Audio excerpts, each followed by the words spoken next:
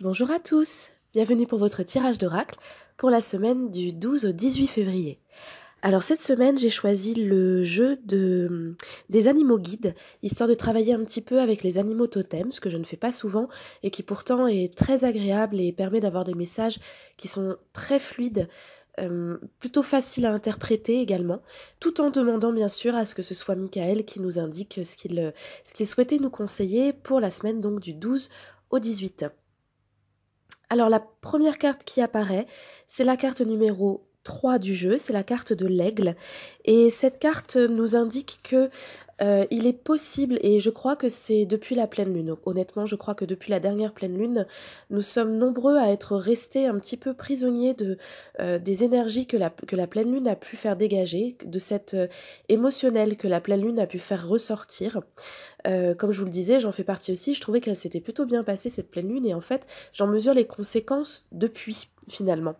Et je sens que c'est toujours pas apaisé. Il faut dire que cette pleine lune était particulièrement forte, si vous vous souvenez, c'était une lune de sang, une lune bleue, une super lune, enfin tout ce que l'on veut qui peut qualifier une lune surpuissante et extrêmement profonde.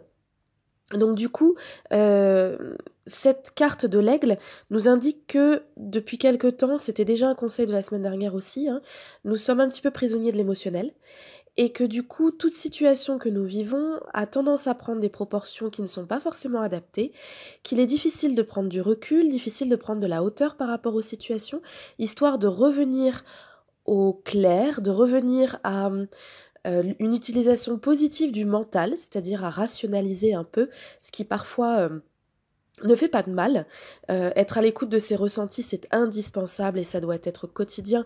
Mais le mental a une force positive, c'est celle de nous permettre de rationaliser et de rassembler nos pensées lorsque justement l'émotionnel a tendance au contraire à les éparpiller. Donc du coup cette semaine, le premier conseil de Michael à travers cette carte de l'aigle, c'est une invitation à reprendre nos esprits, à essayer de prendre de la hauteur par rapport aux situations qui nous tiennent extrêmement à cœur, qui ont tendance à nous faire vibrer émotionnellement, parfois même à nous empêcher de maîtriser nos émotions.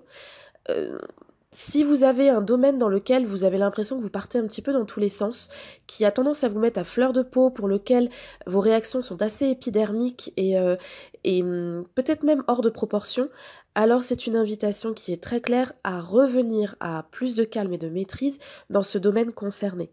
Donc n'hésitez pas à faire appel à Michael qui peut vous aider avec ça.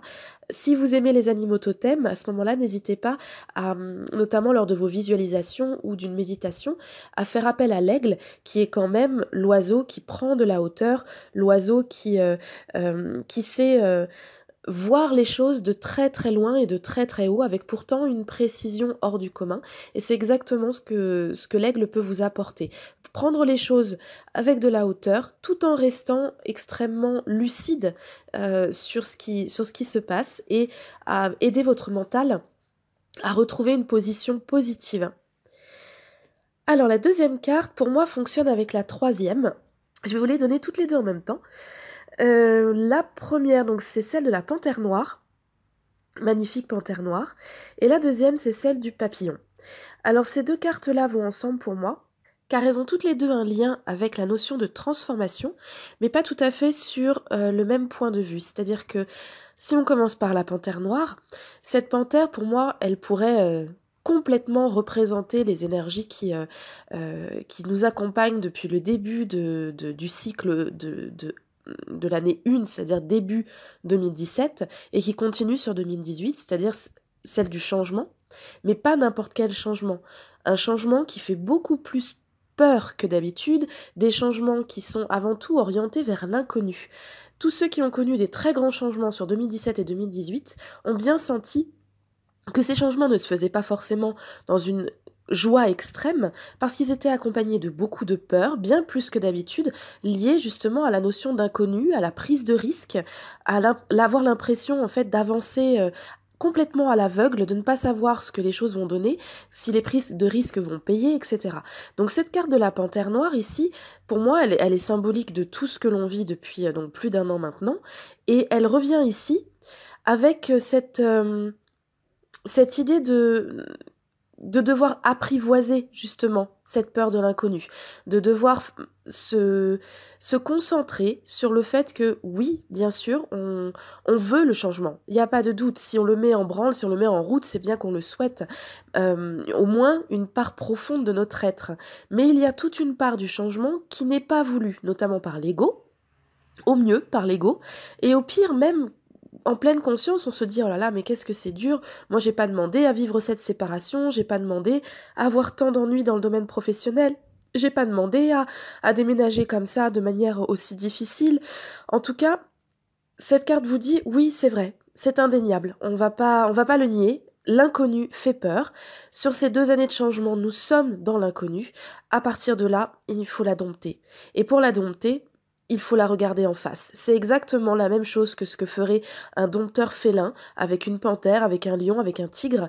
On sait très bien que ces animaux peuvent être non pas dangereux, mais avoir des réactions instinctives, qui peuvent être dangereuses pour nous, humains, mais que si on veut pouvoir les maîtriser, en tout cas essayer, il faut les regarder dans les yeux.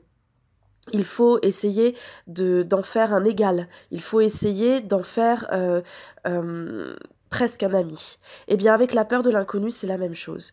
Donc, si cette semaine, et depuis quelque temps déjà, vous êtes toujours dans les changements, ce qui à mon avis est le cas pour 90% d'entre nous, et que ces changements continuent de vous faire peur, que l'inconnu continue de vous faire peur, eh bien, dites-vous que vous ne pouvez pas faire sans cette peur. Si vous avez l'espoir d'attaquer les changements une fois que vous n'avez plus peur, sachez que ça n'arrivera pas. Cet inconnu à affronter depuis 2 ans est tellement important, nous fait tellement sortir de nos zones de confort, réveille tellement nos blessures égotiques que de toute façon, il n'est pas possible d'opérer ces changements sans avoir un petit peu de peur au ventre. Donc oui, l'inconnu fait peur, oui, ce sont des sauts dans le vide, mais il faut accepter d'emmener la peur avec vous, dans vos bagages, la mettre dans une petite valise, la prendre sous le bras et de dire bon bah voilà, je sais, j'ai peur, on a peur, eh bien tant pis, on fait avec et on se lance quand même. La peur finira par s'amoindrir d'elle-même au fur et à mesure que le changement se mettra en place et que vous prendrez confiance en vous, que le chemin, l'horizon se dégagera, que vous comprendrez les tenants et aboutissants de certaines transformations, de certains événements que vous n'aviez pas forcément prévus au départ.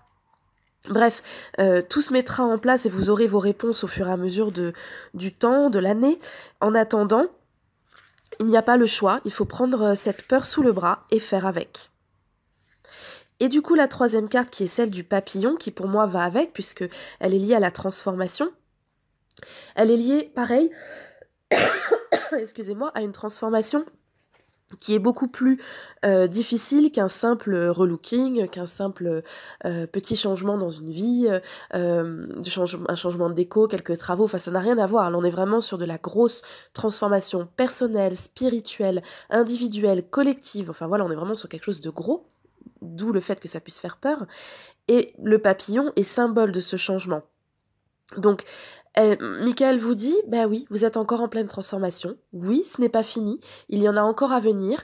Oui, c'est compliqué de prendre son envol quand on a peur de la direction dans laquelle on va aller, mais il faut fonctionner comme le papillon. Il faut fonctionner quasiment de manière instinctive. Le papillon, lui, ne fonctionne que de manière instinctive. C'est un animal, et un animal totem, qui symbolise justement cette avancée instinctive, aussi bien que peut le faire la panthère noire, puisque le papillon, on est d'accord, n'a jamais demandé ne conscientise pas le fait qu'il devienne chenille et ne conscientise pas ensuite, ne conscientise pas son cocon, puis l'évolution vers le joli papillon et la prise d'envol. Les étapes, il les vit au fur et à mesure, une à la fois, sans savoir ce qui l'attend après. Et pourtant, sa vie de papillon sera bien plus libre, bien plus belle, bien plus ouverte que sa vie de chenille. Donc, on vous demande de faire la même chose, Michael nous demande de faire la même chose. Donc, si on joint panthère et papillon, on voit bien qu'on est toujours dans cette idée de transformation. Nous ne sommes absolument pas sortis de cette phase. Nous sommes vers l'inconnu. Ils font fonctionner d'instinct, ils font fonctionner avec le cœur, avec vos ressentis, sans pour autant vous laisser berner par un émotionnel trop puissant, c'est ce que nous affirme l'aigle, et avec tout ça, continuez votre chemin. Donc, cette semaine est encore une semaine de plus sur le chemin de la transformation, et ça implique son lot de peur, son lot de désagréments émotionnels. Michael nous dit que c'est surtout sur ça qu'il faut travailler cette semaine, et pour le reste, osez. osez y aller, osez vivre d'instinct, osez avancer. Voilà, je vous souhaite une excellente semaine et je vous dis à bientôt pour d'autres podcasts. Bye bye!